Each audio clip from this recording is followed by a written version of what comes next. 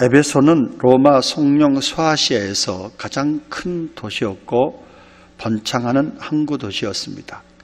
그 당시 남자의 인구가 4만 명이 되었고 전체 인구가 40만 명이나 되는 그 당시로 볼 때는 거대한 도시였습니다.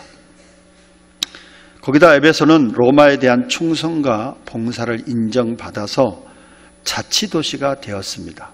그래서 로마군이 주둔하지 않았고 가끔 총독이 방문해서 회의를 주재하고 가는 그러한 자유로운 도시 중에 하나였습니다. 에베소의 종교를 보면 이 에베소는 아데미 여신을 섬기고 있었고 또 아데미뿐만 아니라 많은 우상들을 섬기던 도시였습니다. 이곳에 교회를 세운 분이 계신데 누구죠? 여러분 잘 아시는 사도 바울이었습니다. 사도 바울이 3번의 선교 여행 중에 2차 선교 여행 때 여기 에베소를 잠시 들렀고요. 3차의 선교 여행 때 그곳에 두란노 소원을 만들고 2년에서 3년 동안 하나님의 말씀을 가르쳤던 것이 바로 에베소였습니다. 사도 바울이 한 곳에서 2년에서 3년 동안 있었던 것은 사도 바울의 선교 여행 중 가운데서 매우 이례적인 일이었어요.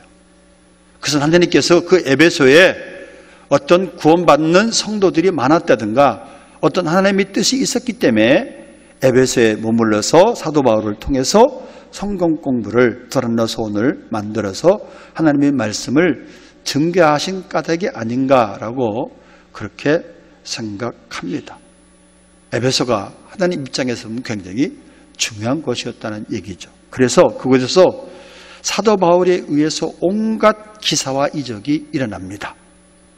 손수건을 얹으면 병든 자들이 낫게 되고 사도 바울이 앞치마를 얹어도 악귀가 떠나가는 놀라운 성령의 역사와 기적이 나타났던 곳이 바로 에베소였습니다. 그렇게 해서 사도 바울에 의해서 교회가 세워졌어요. 근데 이 에베소 교회는 굉장히 유명한 교회가 되어서 위대한 주의 종들이 다 거쳐갔던 곳입니다. 브리스길라와 아굴라가 거쳐갔고 성경교사 아볼로가 여기를 거쳐갔으며 2, 3년간 바울이 목회를 했었던 곳이고 그 뒤를 이어서 디모데와 사도 요한이 목회를 했던 곳이 바로 에베소 교회였습니다. 그러니까 에베소 교회는 목사님들을 담임 목사님을 청병하되 아주 쟁쟁한 그런 목사님들을 청병해서 목회를 했던 곳이 바로 에베소 교회였다는 말씀이죠. 뿐만 아니라 에베소 교회는 전성에 의하면 사도 요한이 반모섬에 유배되기 전까지 목회를 하던 곳이었다고 그래요. 그리고 사도 요한이 예수님의 어머니인 마리아를 모시고 살았던 곳이 에베소였고 예수님의 어머니 마리아가 그 에베소에서 살다가 세상을 떠나갔던 것이 바로 에베소였다고 그럽니다. 그러니까 에베소는 굉장히 교회사적인 면으로 볼 때는 굉장히 중요한 곳이었습니다. 사도 바울이 그 에베소에서 60마일 떨어진 반모섬에 유배당했을 때 주일날 하늘이 열리고 하나님의 계시를 받잖아요. 그걸 요한계시록이라 하는데 그 요한계시록 가운데서 요한계시록이 소아시아에 있는 7교회에게 보내는 편지의 내용이었습니다. 그 편지의 내용 가운데 첫 번째 편지가 바로 우리가 잘 아는 에베소 교회에게 주시는 편지였습니다. 이 에베소 교회는 예수님의 칭찬과 책망이 함께 있었고요. 그리고 예수님의 권면이 있었던 교회였습니다. 그래서 먼저는 에베소 교회에 예수님께서 어떤 것을 칭찬하셨는가를 먼저 살펴보도록 하겠습니다. 예수님께서 에베소 교회를 향해서 3가지 칭찬을 하셨습니다. 2절에 보니까 오늘 본문 2절에 보니까 내가 내 행위와 수고와 내 인내를 알고 또 내가 3절에 또 내가 참고 내 이름을 위하여 견디고 게으르지 아니한 것을 아노라. 첫 번째 칭찬의 이유는 뭐냐? 이 에베소 교회는 열심이 있는 교회였습니다. 어떤 교회였다고요? 열심이 있는 열정적인 교회였어. 그래서 열심 때문에 예수님의 칭찬을 받았던 교회였습니다. 이 교회는 게으른 교회가 아닙니다. 한마디로 일하는 교회였습니다. 교회는 세 종류의 사람이 있다고 합니다. 첫째, 일을 맡기면 못한다고 하는 기피자입니다. 둘째, 조금만 일하면 자랑하고 싶고 잘못되면 원망이 많은 사람입니다. 셋째는 열심히 일하는 사람입니다. 그런데 이 에베소 교회는 열심히 일하는 사람이 많은 교회였다는 것이죠. 그래서 예수님께서 수고와 열심히 있다고 칭찬하신 교회가 바로 에베소 교회였어요. 저는 이 에베소 교회가 오늘날의 한국 교회와 가장 비슷한 유형의 교회가 아닌가라고 그렇게 생각을 합니다. 우리 교회가 열심히 있는 거 아닌가? 네? 그래서 어쨌든 예수님의 칭찬을 받았던 에베소 교회의 첫 번째가 무엇 때문에 칭찬받았다고요? 열심히 있는 것으로 칭찬을 받았습니다. 둘째 칭찬은 무엇이었냐? 6절에 보니까 오직 내게 이것이 있으니 내가 니골라당의 행위를 미워하는도다. 나도 이것을 미워하노라 라는 말씀처럼 이 에베소 교회는 악한 자들을 미워하는 윤리적으로 순수한 교회였어요. 니골라당의 행위를 미워한다 그러는데 이 니골라당의 행위가 무엇입니까? 라고 물으신다면 조금 설명을 해야 되기 때문에 제가 설명을 지금 하지 않고 쉽게 우리 요즘 말로 표현하면은 이 니골라당은 어떤 것이냐? 이제 우리가 예수님 믿고 구원받았으니 천국 가게 되었으니 이제는 우리 마음대로 살자. 우리 마음대로 살아도 된다라고 생각한 그런 사람들이 니골라당 사람들이었어요. 그러니까 자기 마음대로 살아가는 거예요. 윤리와 도덕이 막 엉망이야. 이것이 바로 니골라당의 행위인데 예수님은 이러한 사람을 미워하십니다. 에베소 교회도 이러한 악한 자들을 미워했습니다. 그러므로 에베소 교회는 도덕적으로 매우 순수한 교회였습니다. 아주 거룩하게 살려고 했어요. 이걸 좀 나쁜 말로 표현하면은 율법적인 성향이 강한 교회였다라고 말씀드리고 싶어요. 세 번째 칭찬을 받았던 것은 교리적으로 굉장히 건전한 교회였습니다. 2절 후반부에 보면 자칭 사도로 하되 아닌 자들을 시험하여 그 거짓된 것을 내가 드러낸 것까라는 말씀처럼 사도라고 하는데 알고 보니까 거짓된 이단이야. 이걸 분별하기가 쉽지 않은데 이 에베소 교회는 에베소 교회 교인들은 그것을 잘 분별했어. 그러한 자들을 다 드러내서 쫓아냈습니다. 쉽게 말해서 기도만 하는 교회가 아니라 성경 공부, 오늘날로 얘기하면 제자 훈련도 열심히 해서 교리적으로 건강한 교인들이 많은 교회였다는 것입니다. 어느 교회라고 말할 수 없는데 막 대형 교회가 막 가슴이 막 뜨거워. 근데 이단에 제일 많이 빠졌어. 신천지로 제일 많이 간 교회가 있어. 가슴은 뜨거운데 뭐가 모자랐어요? 머리가 좀 모자랐어. 말씀이 좀 부족했어요. 그러니까 에베소 교회는 가슴도 뜨거울 뿐만 아니라 이 머리도 좀 냉철한 말씀과 기도가 병행된 그런 교회 중에 한 교회가 에베소 교회였다는 말씀입니다. 그래서 예수님으로부터 칭찬을 받았다는 말씀입니다. 그들은 열심도 있었고 윤리적으로도 정결했고 거룩하게 살려고 노력했고 교리적으로 정통적인 교회였습니다. 여기까지 보면 에베소 교회는 그야말로 참 좋은 교회였습니다. 그런데 그런 교회가 예수님의 책망을 받았습니다. 책망의 이유가 무엇입니까? 오늘 본문 말씀 4절 봅니다. 4절에 보니까 책망의 이유가 설명이 되어 있습니다. 그러나 너를 책망할 것이 있나니 너의 처음 사랑을 버렸느니라. 책망의 원인이 뭐라고요? 이 교회가 예수님에 대한 첫사랑을 버렸어요. 처음엔 예수님을 뜨겁게 사랑했는데 그 마음이 점차 식어져 갔어. 쉽게 말해서 믿음으로 막 시작했는데 율법으로 돌아가 버렸어. 기쁨이 사라져 버렸습니다. 습관적인 신앙생활이었습니다. 예수님을 사랑하는 첫사랑을 잊어버렸습니다. 고린도전서 13장 1절 3절 말씀 보면 이런 말씀이 있잖아요. 내가 사람의 방언과 천사의 말을 할지라도 사랑이 없으면 소리나는 구리와 울리는 꽹과리가 되고, 내가 예언하는 능력이 있어 모든 비밀과 모든 지식을 알고 또 산을 옮길 만한 모든 믿음이 있을지라도 사랑이 없으면 내가 아무것도 아니요, 내가 내게 있는 모든 것으로 구제하고 또 내 몸을 불살하게 내어줄지라도 사랑이 없으면 내게 아무 유익이 없느니라.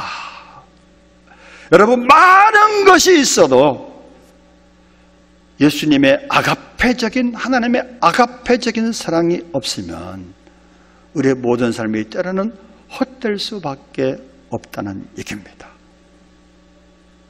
저는 신앙생활이란 주님과의 첫사랑을 키워나가는 것이 신앙생활이다라고 생각합니다. 조금 아까 부른 찬송가, 내 주 되신 주를 참 사랑하고,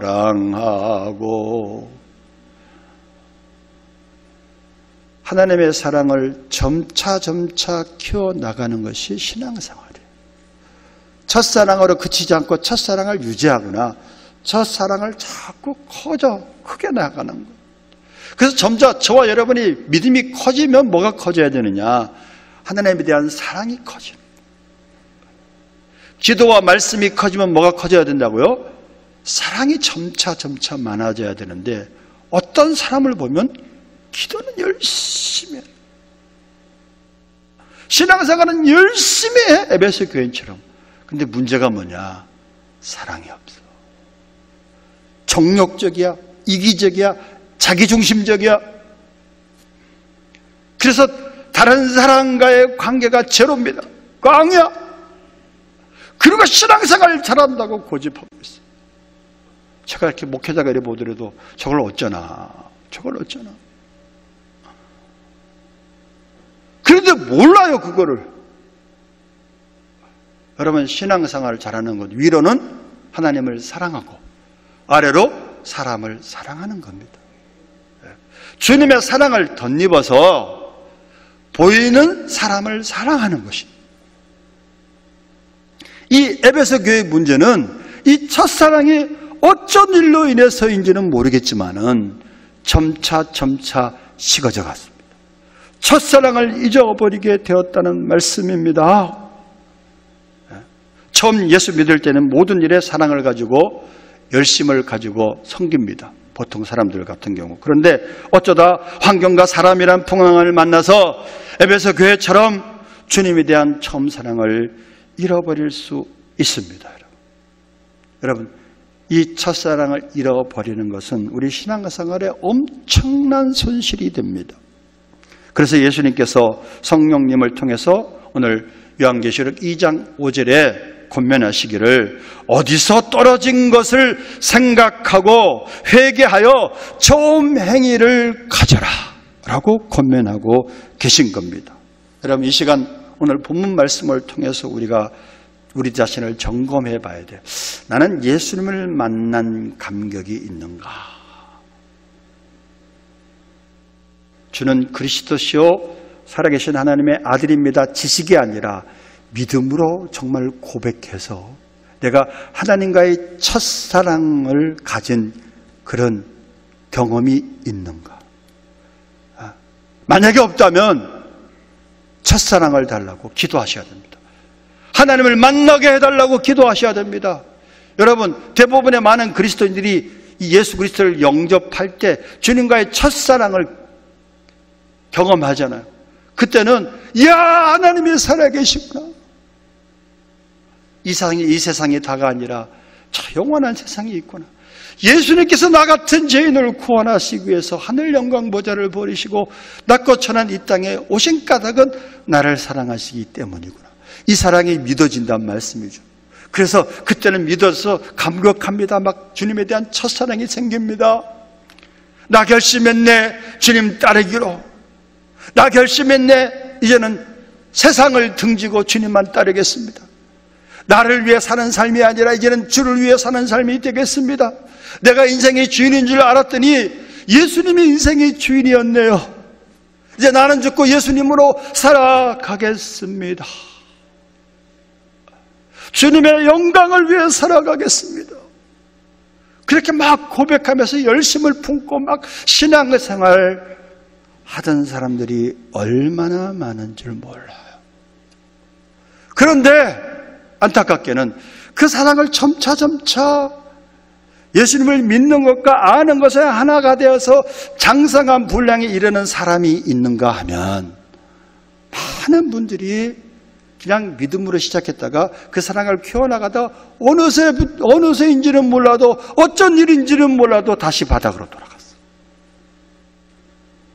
옛날 옛사람의 모습으로 또 살아가고 있어. 첫사랑을 잃어버렸구나.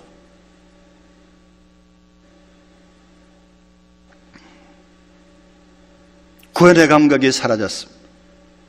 저는 이 첫사랑을 또 다른 해석으로 구원의 확신이라고 말씀드리고 싶어요. 예수님을 만났을 때 그 하나님의 사랑과 구원의 은혜와 사랑으로 헌신했는데 오늘날 많은 사람들이 믿음으로 시작해서 율법으로 다시 돌아가 버렸어. 사랑으로 봉사하는 게 아니라 의무적으로 봉사하고 두려움으로 신앙생활을 하는 사람들이 얼마나 많은지 알 수가 없습니다. 바라기는 복음을 늘 우리는 새롭게 깨달아야 됩니다.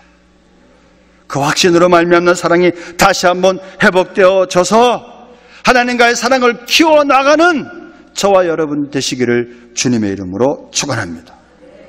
오늘 말씀도 어디에서 첫사랑이 떨어졌는지를 생각해 보라고 권면하고 있습니다. 그래서 주님께서 권면합니다. 5절에 주님의 권면이 나옵니다. 그러므로 어디서 떨어졌는지를 어떻게 하고 생각하고 어떻게 하고 회개하여 어떻게 하고 처음 행위를 가지라. 만일 그리하지 아니하고 회개하지 아니하면 내가 내게 가서 내 촛대를 그 자리에서 옮기리라. 무서운 권면을 하십니다. 이 권면 가운데 세 가지 중요한 동사가 사용됩니다. 첫째는 뭐라고요? 생각하라. 둘째는 뭐라고요? 회개하라. 셋째는 뭐라고요? 처음 행위를 가져라. 첫째 뭐라고요? 생각해야 됩니다. 어디서 떨어진 것을 생각하라. 여기서 떨어졌다는 말은 높은 장소에서 툭 떨어졌다는 의미가 아니라 이는 내가 영적으로 어느 높이까지 올라가는데 슬금슬금 떨어지더니 지금은 바닥에서 헤매고 있다는 얘기입니다. 본래 내가 있었던 그 자리를 기억하고 다시 한번 그리로 올라가라 라는 그런 의미입니다. 어떤 면에서 신앙생활은 마치 사닥다리를 올라가는 것과 같습니다. 말씀과 기도와 전도와 찬양과 예배와 헌신을 통해서 우리 믿음이 성장해 사닥다리처럼 하나 올라갑니다. 그러나 에베소 성도들은 어쩐 일인지 이 사닥다리를 열심히 올라가다가 중지하고 그만 밑으로 자기도 모르게 하나 내려와 버렸어요. 그러므로 예수님께서 너희가 어디까지 올라갔는지를 기억하고 왜 한 걸음 한 걸음 다시 내려오는지를 생각을 하라라고 말씀합니다. 그 다음으로 그것을 깨달았으면 회개하라라고 말씀합니다. 여러분, 회개는 눈물 콧물을 흘리는 참회와 다릅니다. 회개란 빗나간 자리에서 돌이키는 것을 말합니다. 아, 내가 여기서 이렇게 해서 떨어졌구나. 그러면 빗나간 것을 다시 돌이켜야 돼. 하나님이 기뻐하지 않는 잘못된 자리에서 하나님께서 기뻐하시는 그런 복된 자리에 나오는 것을 의미합니다. 해병대 창설주역인 김성은 장로님이라는 분이 계십니다. 지금은 고인이 되었지만 그분은 해병대 사령관과 국방장관을 지내신 분입니다. 그분이 젊었을 때 일개 중대 병력으로 어마어마한 적 병력이 주문한 고문도를 장악하셨습니다. 그 장로님은 항상 아침에 하나님의 도움을 구하는 기도를 10분 동안 하셨다고 합니다. 그날도 10분 동안 하나님의 도움을 기도하고 고문도로 갔습니다. 적들은 어마어마한 병력을 가지고 있는데 일개 중대를 가지고 갔다는 얘기는 어떤 의미에서 보면 자살행위와 같은 거야. 그런데 어마어마한 병력이 주둔해 있었는데 놀라운 일은 적들이 가보니까 모두 술을 먹고 잠에 떨어져 있는 것입니다. 그분이 일개 중대 병력으로 꼭대기에 대포부대까지 올라가서 대포를 점령하고 거기서 아래로 포를 계속 쐈더니 괴뢰군들이 다 죽었답니다. 그래서 일개 중대 병력으로 고문들을 점령하고 그때부터 귀신 잡는 해병대라는 별명을 얻는 사령관이 되었다고 합니다. 그 이분이 국방장관이 되어서 회식에 참석하게 되면 회식에 참석하면 술을 마시잖아요. 이 사람은 내가 크리스찬으로서 술을 마실 수 없습니다. 그래서 콜라와 사이다만 먹었대요, 처음에는. 그런데 사람들이 술자리에서, 회식자리에서 장군님, 그건 술이 아니라 곡차야, 곡차. 곡차라고 권하는 말에 그냥 속아 넘어가서 술을 마시게 되고 나중에는 이 사람이 술집 아가씨와 주색에 빠지게 되었어요. 그 믿음 좋은 사람이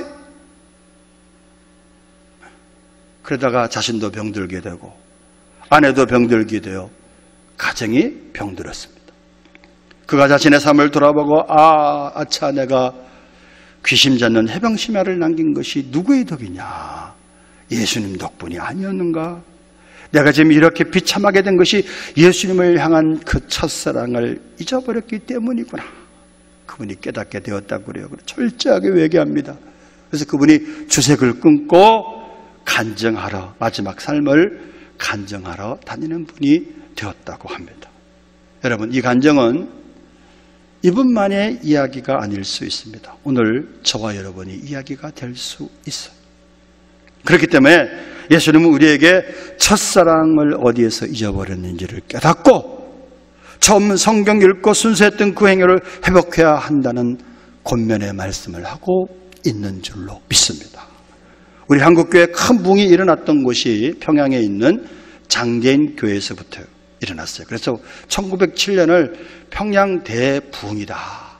이 평양 대붕이 이 전국을 다 뒤집었어요.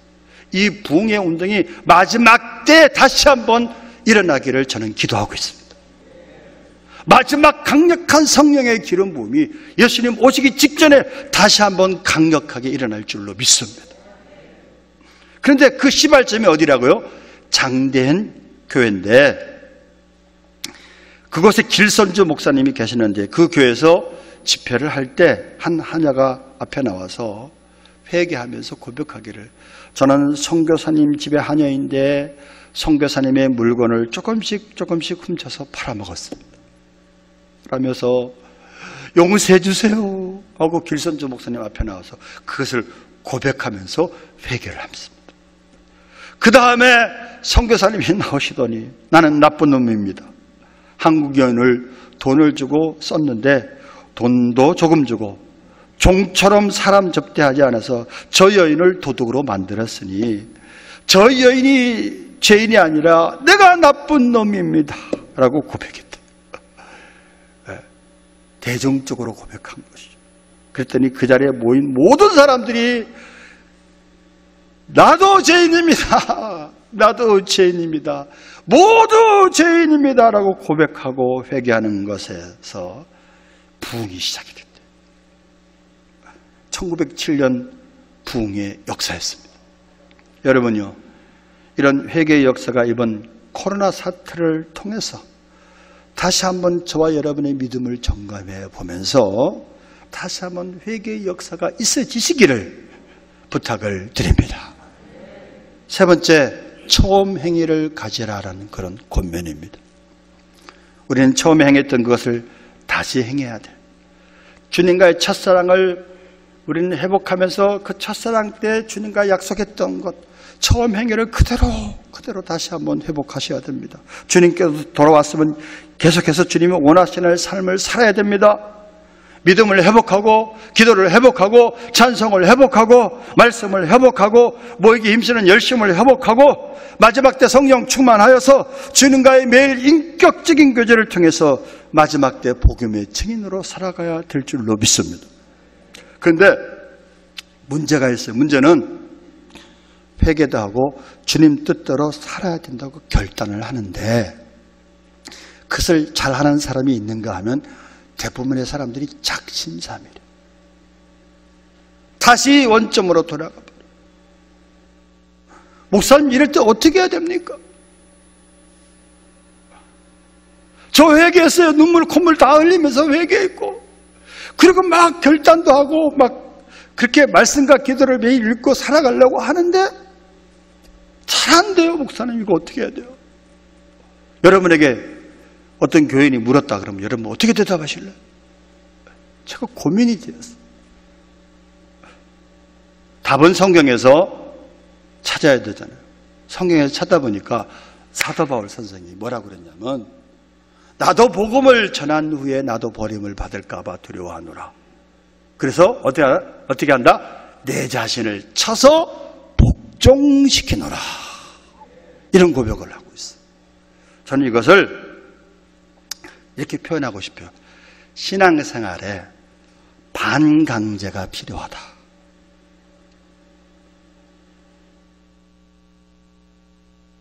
다음 주 설교가 어린이 주일 설교를 다음 주, 이번 주 해야 되는데 회복이 먼저 필요해서 제가 먼저 말씀을 드리고, 전에 한번 말씀드린 거, 이삭을 결박하자.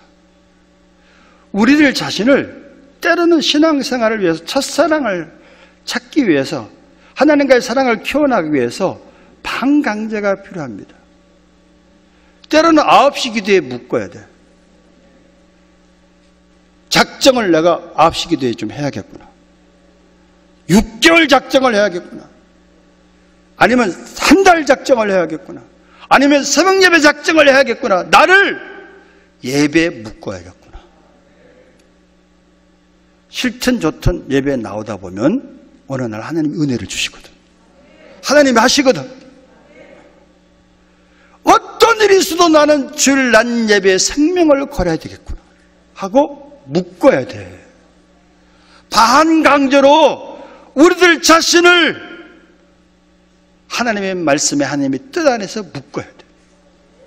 반강제가 필요합니다. 내 자신을 쳐서 복종시키는 지혜가 필요하다는 말씀입니다. 열왕기상 19장에 보면 엘리야에 관한 이야기가 나옵니다. 엘리야 하면 생각나는 게 뭐가 생각납니까? 불의 종, 능력의 종, 기도의 종, 이렇게 생각하잖아요. 선지자 중에 선지자, 구약을 대표하는 선지자. 엘리야는 당시 이스라엘 민족 가운데 퍼져 있었던 우상 숭배의 중심인 바알을 몰아내기 위해서 바알과 아세라 선지자 850명과 자기 혼자 갈멜 산상에서 영적인 대결을 벌였잖아요. 그래서 영적인 대결을 벌일 때 기도 한 번으로, 기도로 하늘에서 불을 내리게 했던 그런 사람이 누구였느냐? 기도의 대표적인 사람 엘리야였습니다. 또한 엘리야가 간절히 기도했더니 3년 6개월 동안 비가 오지 않아 가뭄으로 메마른 그 이스라엘 땅에 단비가 내려졌습니다. 그랬더니 여러분 얼마나 대단합니까? 이 엘리야가. 근데 그 대단한 엘리야가 그렇게 하면 아합 왕과 이세벨 왕비가 회개하고 하나님께로 돌아올 줄 알았어. 이스라엘 백성들이 갈멜산상의 영적인 대결을 통해서 여호와 하나님만이 참신이구나 라고 깨달았으면 그들이 회개하고 바알신을 섬기고 아세라신을 섬기고 우상숭배를 했던 것을 회개하고 주님께로, 하나님께로 돌아올 줄 알았어요. 그런데 웬일입니까? 자기의 생각과는 달리 이세벨이 더 완악해서 자기 자신을 죽이려고 작정을 한 사실을 깨닫고 그 상황에 맞닥뜨려서 그는 낙심하고 말았습니다.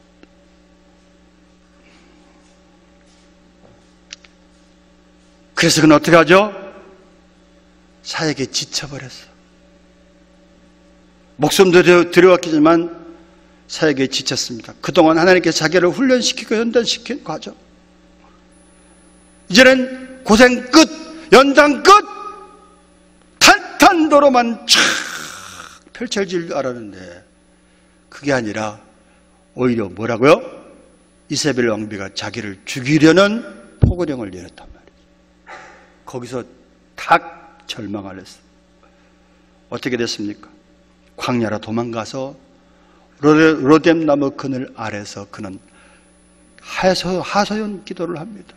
어떻게 하죠? 여호와여 넉넉하오니 지금 내 생명을 거두시옵소서. 저축해 주세요. 기도하다가 쓰러져서 지쳐 누워 자고 있는데 그런 엘리야를 어떻게 엘리야가 회복됐죠? 하나님이 강제로 일으키더라고요. 하나님이 하시더라고요. 천사를 보냈습니다. 그래서 그를 일으켰습니다. 오르만지며 숯불에 구운 떡과 물 한 병을 주면서 먹으라고 했습니다. 그를 강제로 깨워서 지쳐 쓰러졌던 엘리야가 그 떡과 물을 먹고 또 자. 그러니까 또 천사가 그를 깨워 그를 일으켰습니다. 떡과 물을 먹은 그 힘으로 40주 40야를 하나님의 산 호렙산으로 달려가게 만듭니다. 제가 이 말씀을 묵상하다 깨달은 것이 있어요. 우리가 결단을 하더라도 우리는 죄성을 가지고 태어났기 때문에 무너질 수밖에 없구나. 누가 해주셔야 돼? 하나님이 해주셔야 되는구나. 반강제가 필요해요. 지쳐서 쓰러져 있는 사람 일어나! 셀 리더들이요. 셀원들에게 전화해. 조금 지겨울 정도로, 너무 지겨울 정도로 하면 도망가 버리니까 다시 시작하자. 다시 기도하자. 다시 작정하자. 묶으세요. 반강제적으로 이삭을 결박하듯이 우리들 자신을 쳐서 복종시키는 그런 지혜가 필요합니다. 첫사랑이 회복되기 위해서, 하나님의 사랑이 더 커지기 위해서는 우리들의 자유의지에 맡겨버리면 우리는 육신이 있기 때문에 안위를 도모하게 되어 있어. 그래서 반강제적으로 우리들 자신을 쳐서 복종시킬 필요가 있다는 말씀입니다. 두 번째 비결이 뭐냐? 하나님의 산 호렙으로 달려가게 만듭니다. 이 소리는 뭐죠? 은혜를 회복하기 위해서는 교회에서 회복해야 돼. 하나님이 계신 곳에서 회복해야 돼. 예배를 드리는 곳에서 회복해야 돼. 코로나 사태로 인해서 어쩔 수 없이 실시간 예배, 인터넷 예배를 드렸지만 그거 갖고 회복되는 거 아니에요.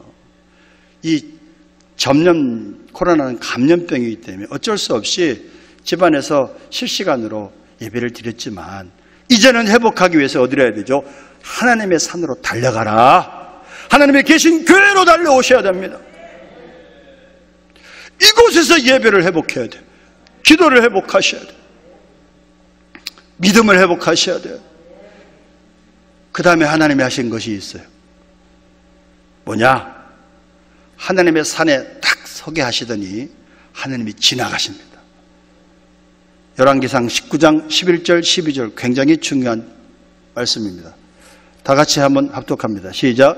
여호와께 이르시되 너는 나가서 여호와 앞에서 산에 서라 하시더니 여호와께서 지나가시는데 여호와 앞에 크고 강한 바람이 산을 가르고 바위를 부수나 바람 가운데 여호와께서 계시지 아니하며 바람 위에 지진이 있으나 지진 가운데에도 여호와께서 계시지 아니하며 또 지진 위에 불이 있으나 불 가운데 여호와께서 계시지 아니하더니 불 후에 세미한 소리가 있는지라. 자, 여호와의 산에 서게 했습니다. 서냈는데 하나님이 지나가셔. 여러분, 교회 와서 기도하면, 교회 와서 예배드리면 하나님이 함께 계셔. 그런데 그 하나님의 사랑을 회복하기 위한 방법이 구체적으로 말씀하고 있어요. 바람이에요. 바람 가운데 계시지 않았어. 바람 위에 지진이 있는데 지진 가운데 계시지 않았어. 지진 위에 불이 있는데 불 가운데 계시지 않았어. 무슨 얘기입니까 이게? 어떤 교회에 와서 기적을 체험했어. 교회 와서 기도 응답을 받았어. 교회 와서 은사를 받았어. 교회 와서 불을 받았어. 교회 와서 병을 고쳤어. 그것만 갖고 되는 거 아니에요. 그건 하나님의 임재를 느꼈을 따름이에요. 하나님이 나를 사랑한다는 사실을 깨달았을 따르며 어떻게 되죠? 세미한 음성을 들어야 돼요. 세미한 가운데 계셨어. 그 사람이 뭐죠? 말씀과 기도 가운데 인격적인 교제를 통해서 하나님 우리의 사랑을 회복시킨다는 거예요. 제가 막 고3 때 막 하나님의 신령한 은사도 경험하고 주님의 음성도 들으면서 느낀 것들이 뭐냐? 은사든 능력이든 결국 그것은 주님과 1대1의 교제를 하기 위함이었구나. 병고침, 기도응답 다 좋습니다. 그보다 더 행복한 것은 하나님이 살아계시니까 하나님과 너 나랑 만나자. 이제는 매일매일 예배 가운데, 매일매일 찬양 가운데, 매일매일 기도와 말씀 가운데 주님과의 인격적인 교제가 있어져. 그것을 통해 하나님은 첫사랑을 회복시키시고 그것을 통해서 하나님은 사랑을 확장시켜 나가시는 줄로 믿습니다. 코로나 바이러스로 인해서 혹여나 나도 모르게 첫사랑을 잃어버린 분들이 계십니까? 코로나 바이러스뿐만 아니라 어떤 환경 속에서 나도 모르게 내가 옛날에 그렇게 기도하고 내가 옛날에 말씀 보고 내가 옛날에 봉사하고 내가 옛날에 그렇게 예배를 사랑하던 내가 어떤 공부라는 환경 때문에 어떤 직장이라는 환경 때문에 나도 모르게 그것이 멀어지다 보니까 마음은 온이었지만 육신이 약해서 나도 모르게 이 사랑이 식어져 버렸어요. 그런 분 계십니까? 회복하셔야 됩니다. 지난주에 기도 제목이 뭐였죠? 회복이었습니다. 만약 그렇게 하지 않을 때 주님께서 어떻게 하시겠다고 말씀하셨습니까? 촛대를 옮겨 놓겠다라고 말씀합니다. 에베소 교회가 첫사랑을 회복하지 않으면 하나님은 에베소 교회가 감당할 사명을 다른 교회로 옮겨 놓겠다는 말이에요. 우리 교회가 사명을 잘 감당하지 못하면 우리 교회에게 주실 하나님의 복을 다른 교회로 옮겨 놓겠다는 말씀입니다. 우리 각자에게 있는 사명을 우리가 감당하지 못하면 우리에게 주실 하나님의 복을 다른 사람에게 옮겨 놓겠다는 것입니다. 사랑하는 미랄 가족 여러분, 이것은 무서운 경고의 말씀입니다. 결국 첫사랑을 회복하지 못한 에베소 교회는 주님의 말씀대로 무너지고 말았습니다.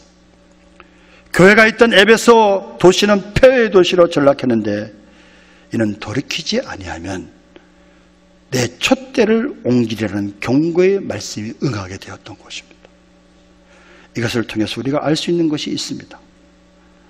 아무리 귀한 직분을 받았다 할지라도, 아무리 옛날에 성령 충만했다 할지라도 주님에 대한 첫사랑을 잃은 사람은 촛대가 옮겨지는 아픔을 맛볼 수 있다는 얘기입니다. 아무리 오래전에 믿음의 가정으로 세움을 받았다 할지라도 주님에 대한 첫사랑을 잃으면 주님께서는 그 가정에 있던 촛대를 옮겨서 더 이상 그 가정을 쓰시지 않겠다는 말씀입니다. 부끄러운 구원을 받을는지는 모르겠어요. 성령 충만하여 과거에 엄청난 일을 한 교회라 할지라도 주님에 대한 첫사랑을 잃으면 주님께서는 그 교회에 있던 촛대를 옮겨 그 교회를 통해서 더 이상 일하지 않으신다는 말씀입니다. 저는 그런 교회를 너무나도 많이 보고 있습니다. 저는 그런 주의 종들을 너무나도 많이 보고 있습니다. 한국 교회가 첫사랑을 회복하지 않으면 이 축복의 촛대가 중국으로 넘어갈 수 있고 아프리카로도 넘어갈 수 있어. 왜 한국 교회를 통해서만 선교 대국으로 만드시겠는가? 그런 복을 받기 위해서는 저와 여러분이 첫사랑을 회복하셔야 됩니다. 처음 사랑을 회복하고 그 사랑을 유지하든가 그 사람을 점차 확장시켜 나가서 내 주 되신 주를 더욱더 사랑합니다. 그렇게 고백하는 저와 여러분 되시기를 주님의 이름으로 축원합니다.